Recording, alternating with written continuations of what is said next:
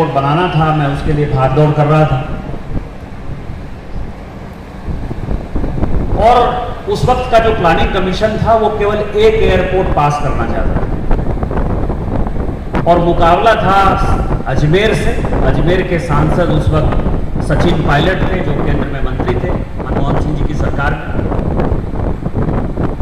और देवघर में मैं तुरंत एमपी बना था और एमपी में मैं भारतीय जनता पार्टी का एमपी था, अपोजिशन का एमपी था।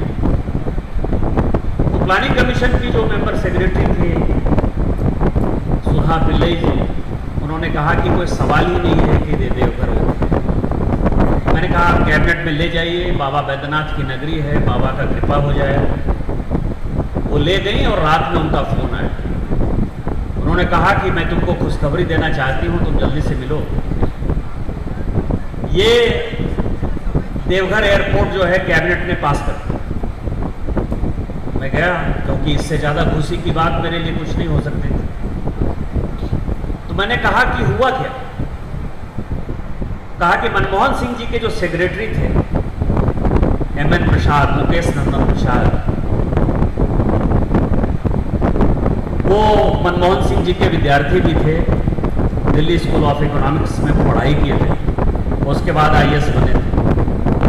उन्होंने कभी मुंह नहीं खोला। जब अजमेर और देवघर की बात आने लगी तो मुकेश नंदन प्रसाद जो है प्रधानमंत्री जी के सामने अड़ गए कि यदि अजमेर और देवघर में चुनना है तो देवघर ही चुनना चाहिए।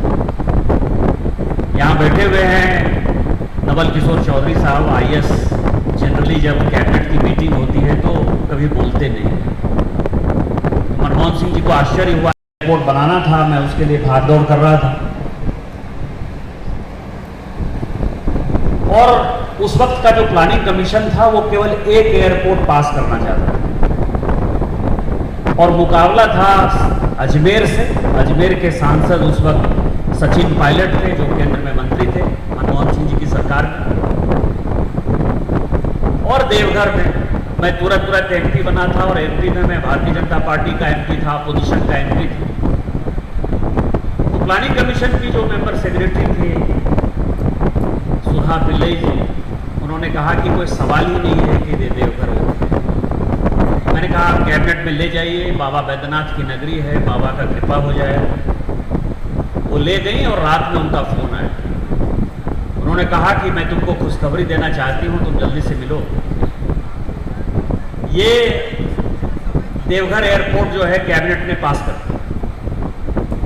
मैं गया क्योंकि इससे ज़्यादा खुशी की बात मेरे लिए कुछ नहीं हो सकती थी। तो मैंने कहा कि हुआ क्या? कहा कि मनमोहन सिंह जी के जो सेक्रेटरी थे एमएन प्रसाद, मुकेश नंदन प्रसाद, वो मनमोहन सिंह जी के विद्यार्थी भी थे, दिल्ली स्कूल ऑफ इकोनॉमिक्स में पढ़ाई किए थे, उसके बाद आईएएस बने थे।